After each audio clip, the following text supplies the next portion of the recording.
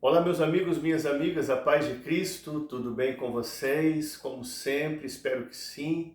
Bem-vindos ao meu canal Multiplicação de Esperança. Meu nome é Miguel e eu tenho uma palavra profética, rema, do trono de Deus para as nossas vidas.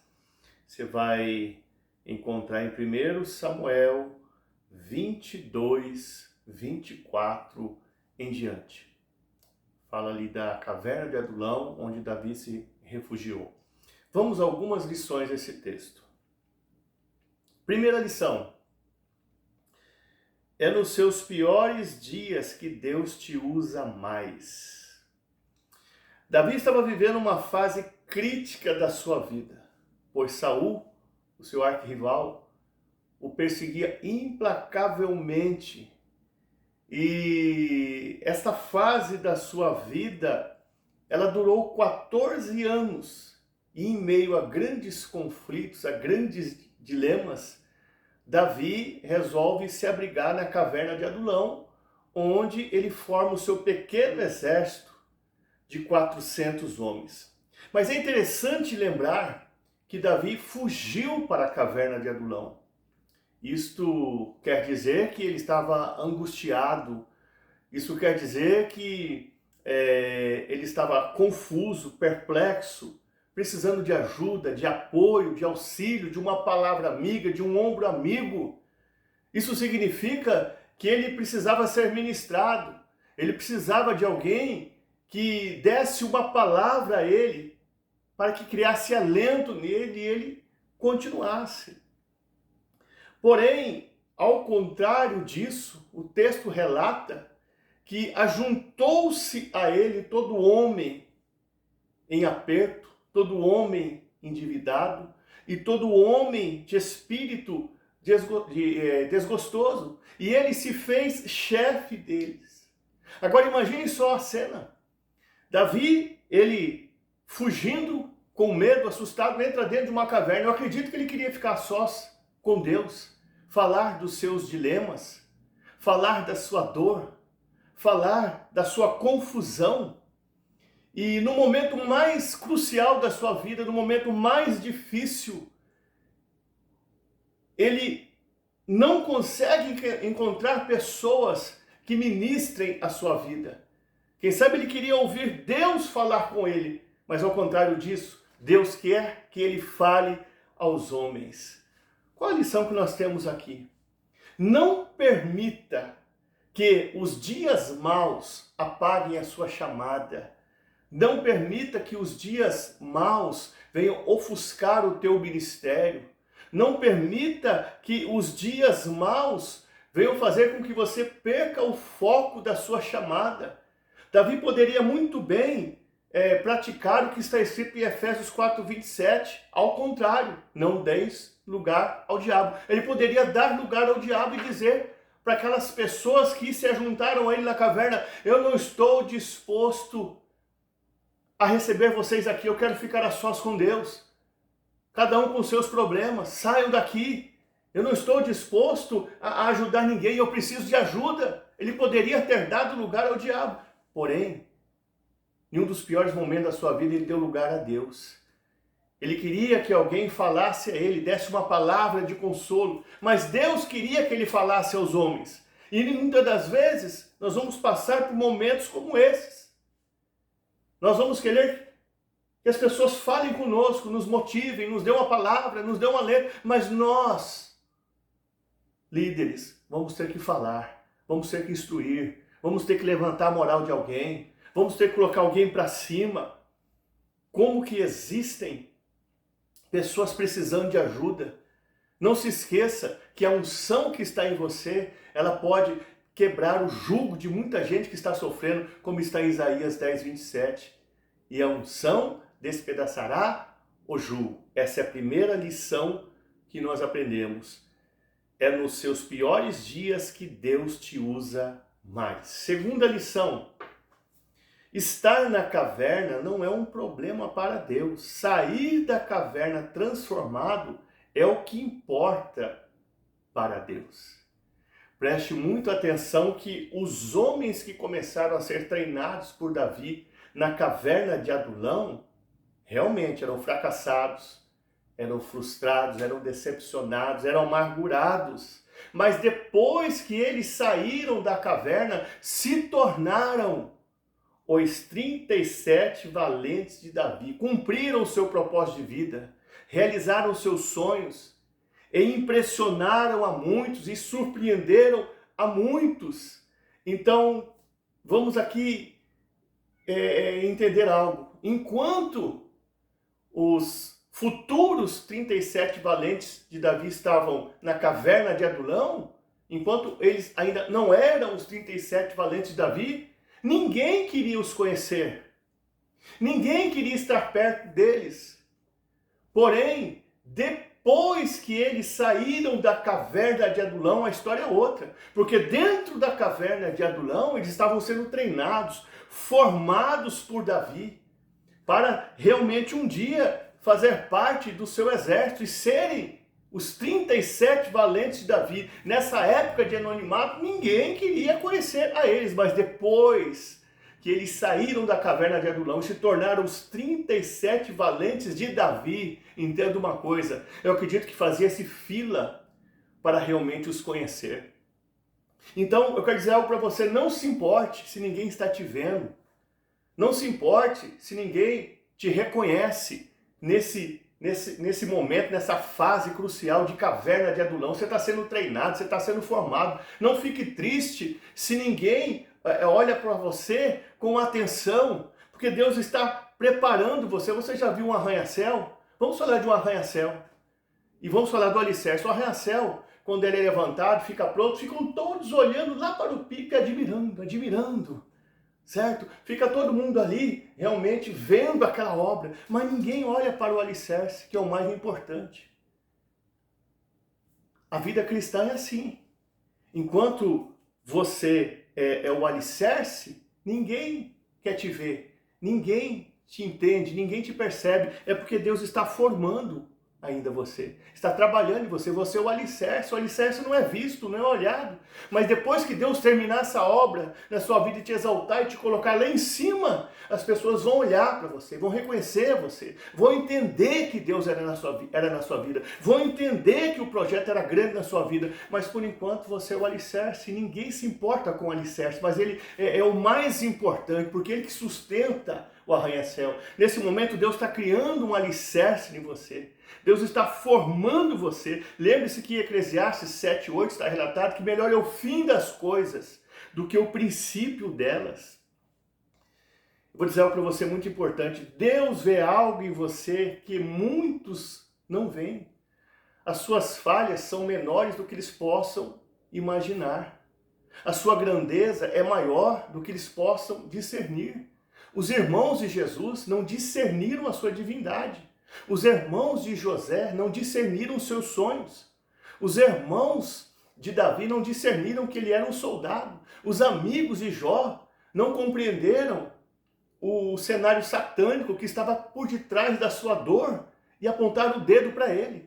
Deus vê algo em você que muitas pessoas não veem. Lembre-se, Daniel,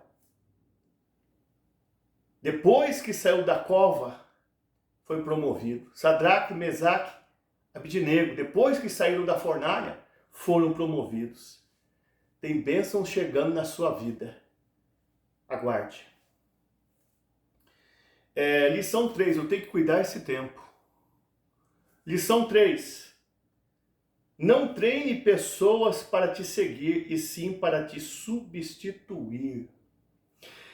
Assim como Elias treinou Eliseu para um dia estar no seu lugar, assim como Paulo treinou a Timóteo para um dia estar no seu lugar, você também treine pessoas para um dia estar no seu lugar. Miles Monroe, um grande pregador renomado que partiu, ele dizia que os verdadeiros líderes não mantêm seguidores, eles produzem líderes. Quanto mais o povo precisa de você, menos você é líder. Quanto menos o povo precisa de você, mais você é líder. É isso que dizia Miles Monroe. As qualidades e virtudes dos valentes de Davi eram notórias. de tal maneira que causava inveja para muita gente.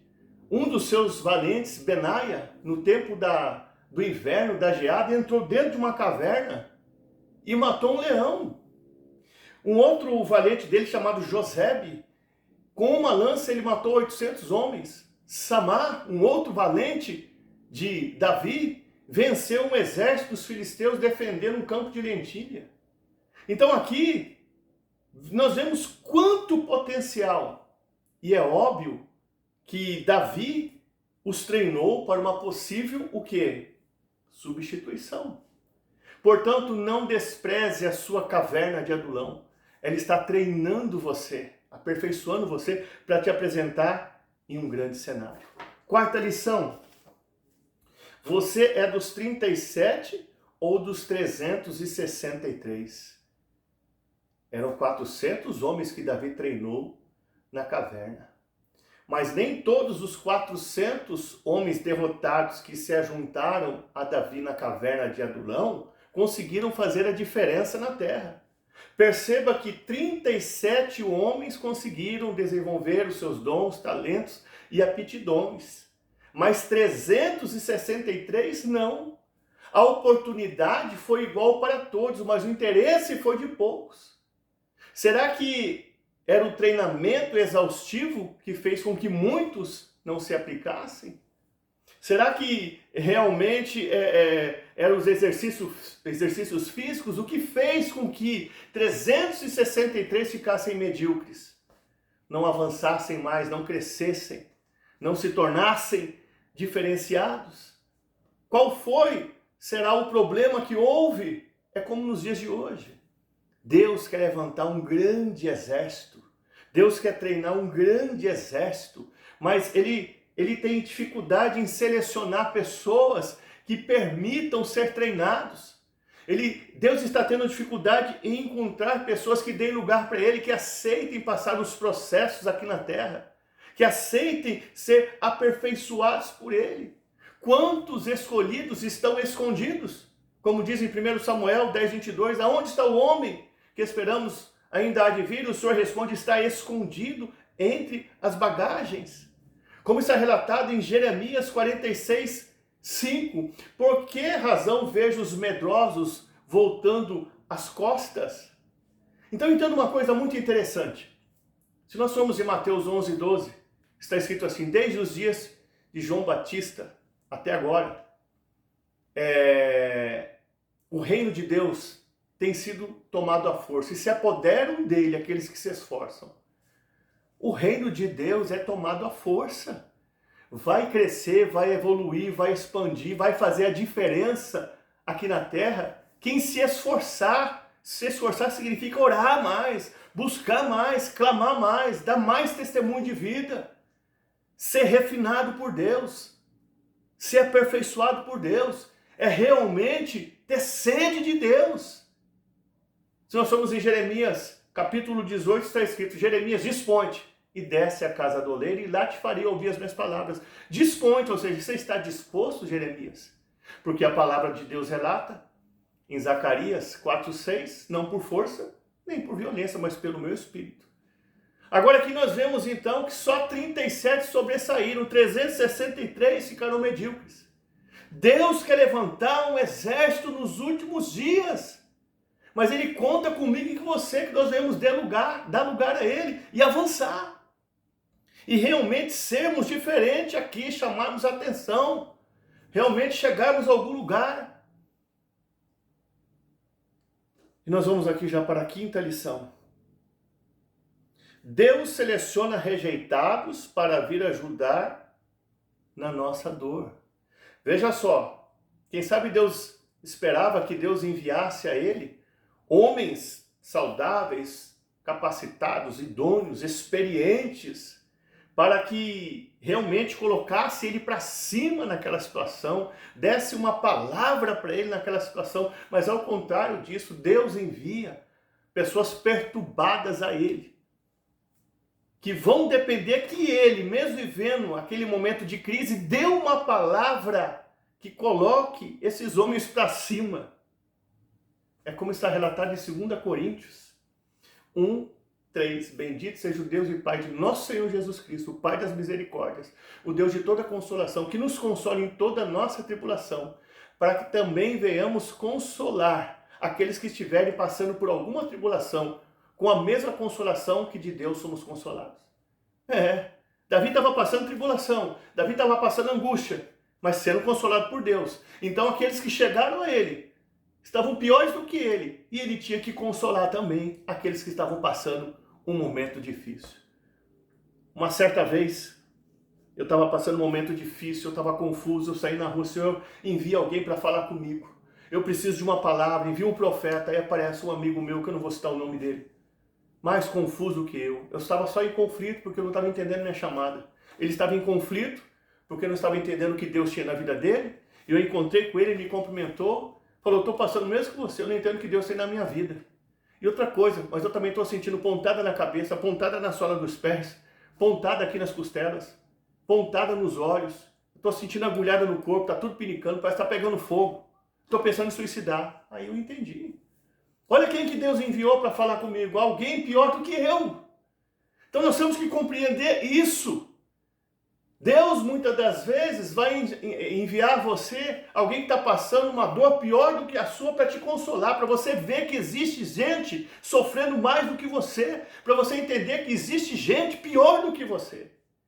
Então nós aprendemos isso aqui na quinta lição. Deus seleciona rejeitados para vir ajudar na nossa dor. Sexta lição para terminar. Deus quer montar um exército de curados e não de enfermos. Venha como está, mas não permaneça como está. Os futuros valentes de Davi, quando estavam na caverna de Adulão, realmente eram decepcionados, frustrados, amargurados, não tinham discernimento, não sabiam guerrear, não tinham a visão correta da vida, mas não permaneceram assim, porque Davi os treinou, os capacitou, fez com que eles amadurecessem, para depois entrarem no seu exército e serem um dos 37. Passaram um processo muito longo. O que vemos hoje é gente enferma abrindo um ministério. Jesus não pescou nem ele quer pescar, nem ele foi alcançado, ele quer alcançar. Passe o processo de Deus e seja um valente do Senhor. Passe o processo de Deus e seja uma valente do Senhor. Faça como Jó.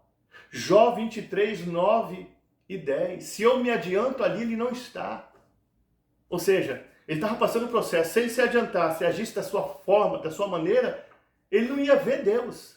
Deus não ia estar nesse negócio. Se eu torno para trás, ou seja, se eu volto para trás, ali eu não percebo. Se ele pensasse em voltar para trás, ele não ia perceber a atuação de Deus, o agir de Deus na vida dele. Só que ele diz assim também: mas o Senhor sabe o meu caminho. Prova-me e sairei como ouro. Então Deus sabe o seu caminho, deixa ele te provar, saia como ouro. É como está relatado em Salmo 66, 12. Fizeste com que os homens cavalgassem sobre a nossa cabeça. Passamos pela água, passamos pelo fogo, contudo nos trouxestes para um lugar de abundância. Deus tem um lugar de abundância para você e para mim. Mas sofra o processo, é o que eu falo sempre. Processo não é assim não, como esses pregadores fazem aí, eu estou aqui nesse ministério, estou uma benção, aí um dia ele sai do ministério, eu vou abrir um ministério. Tudo bem, eu sei, eu concordo que muitas das vezes é Deus impelindo a pessoa a abrir mesmo o ministério, aí frutifica, tudo bem. Mas existe muito emocionalismo de pessoa que fala, estou saindo desse ministério, vou abrir um ministério. Aí ele colhe um monte de almas de aquários e forma um povo. Não, não é assim que abre um ministério.